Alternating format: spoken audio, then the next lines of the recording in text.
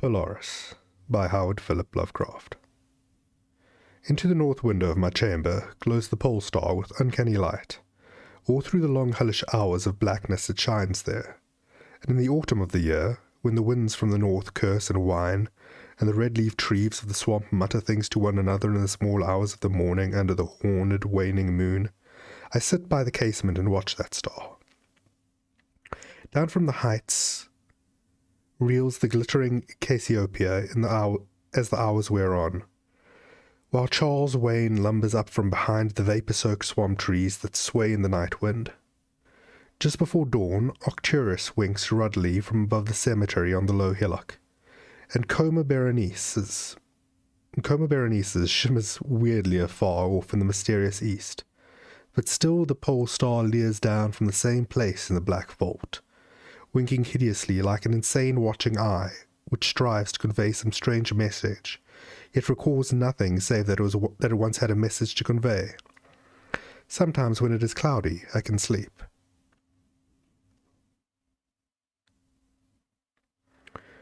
Well do I remember the night of the great aurora, when over the swamp played the shocking coruscations of the demon light. After the beams came clouds, and then I slept. And it was under the horned waning moon that I saw the city for the first time. Still and somnolent did it lie, on a strange plateau in a hollow betwixt strange peaks.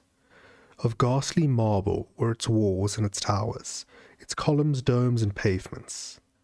In the marble streets were marble pillars, the upper parts of which were carven into the images of grave bearded men.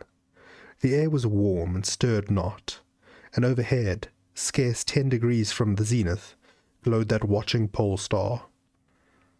Long did I gaze on the city, but the day came not. When the red Aldebaran, which blinked low in the sky but never set, had crawled a quarter of the way around the horizon, I saw light and motion in the houses and the streets. Forms, strangely robed, but at once noble and familiar, walked abroad, and under the horned waning moon men talked wisdom in a tongue which I understood, that was unlike any language I had ever known. And when the red Aldebaran had crawled more than halfway around the horizon, there were again darkness and silence. When I awaked, I was not as I had been. Upon my memory was graven the vision of the city, and with my soul had arisen another and vaguer recollection, of whose nature I was not then certain. Thereafter, on the cloudy nights when I could sleep, I saw the city often, sometimes under the horned waning moon, and sometimes under the hot yellow rays of a sun which did not set, but which wheeled low around the horizon, and on the clear nights the pole star leered as never before. Gradually, I came to wonder what might be my place in that city on the strange plateau betwixt strange peaks. At first content to view the scene as an all-observant, uncorporeal presence, I now desired to define my relation to it, and to speak my mind amongst the grave men who conversed each day in the public squares. I said to myself, this is no dream, for by what means can I prove the greater reality of that other life in the house of stone and brick south of that sinister swamp, and the cemetery on that low hillock, where the pole star peers into my north window each night? One night, as I listened to the discourse in the large square containing many statues, I felt a change, and perceived that I had at last a bodily form. Nor was I a stranger in the streets of Olathoe,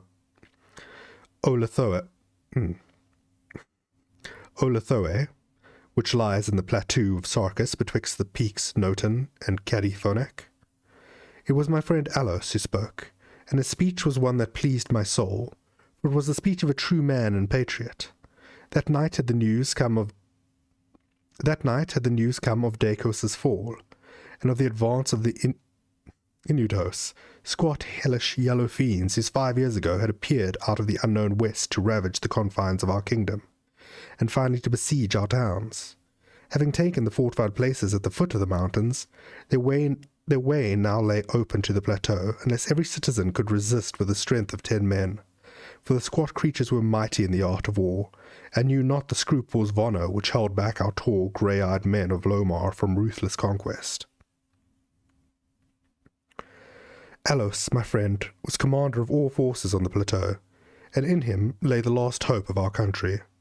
On this occasion he spoke of the perils to be faced, and exhorted the men of Olathoe, bravest of the Lomarians, to sustain the traditions of their ancestors, who when forced to move southward from Zobna before the advance of the great ice sheet, even as our descendants must someday flee from the land of Lomar, valiantly and victoriously swept aside hairy, long-armed cannibal Gnofkes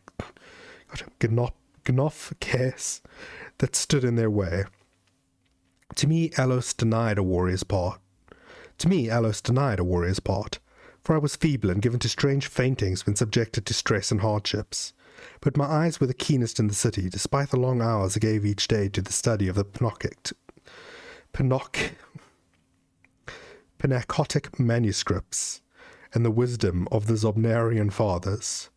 So my friend, desiring not to doom me to inaction, rewarded me with that duty which was second to nothing in importance. To the watchtower of Thapnan he sent me, there to serve as the eyes of our army. Should the Inutos attempt to gain the citadel by a narrow pass behind the peak Noten, and thereby surprise the garrison, I was to give the signal of fire, which would warn the waiting soldiers and save the town from immediate disaster. Alone I mounted the tower, for every man of stout body was needed in the passes below. My brain was sore dazed with excitement and fatigue, for I had not slept in many days. Yet was my purpose firm, for I loved my native land of Lomar, and the marble city of Olathoe, which lay betwixt the peaks of Noten and Cadiphonic.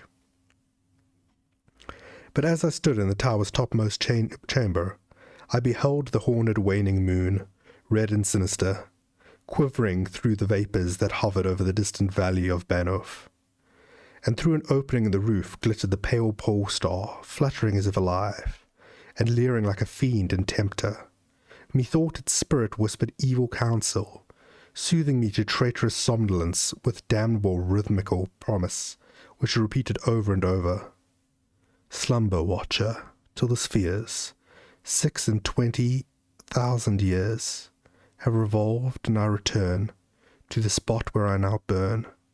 Other stars anon shall rise to the axis of the skies, stars that soothe and stars that bless, with a sweet forgetfulness. Only when my round is o'er shall the past disturb thy door.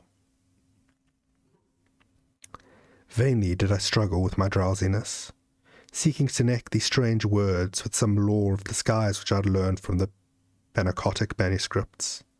My head, heavy and reeling, drooped to my breast, and when I next looked up, it was in a dream, with the pole star grinning at me through a window from over the horrible swaying trees of a dream swamp. And I am still dreaming. In my shame and despair, I sometimes scream frantically, begging the dream creatures around me to waken me ere the Inutos steal up the pass behind the peak Noten and take the citadel by surprise.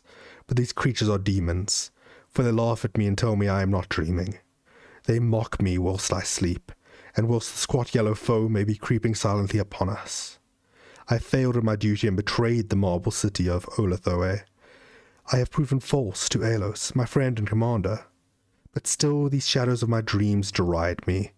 They say there is no land of Lomar save in my nocturnal imaginings, that in those realms where the pole star shines high and red Aldebaran crawls low around the horizon, there has been naught save ice and snow for thousands of years, and never a man save squat yellow creatures, blighted by the cold, whom they call Esquimaux. And as I writhe in my guilty agony, frantic to save the city whose peril every moment grows, and vainly striving to shake off this unnatural dream of a house of stone and brick south of a sinister swamp and a cemetery on a low hillock, the pole star, evil and monstrous, leers down from the black vault, winking hideously like an insane watching eye, which strives to convey some strange message, yet recalls nothing save that it once had a message to convey.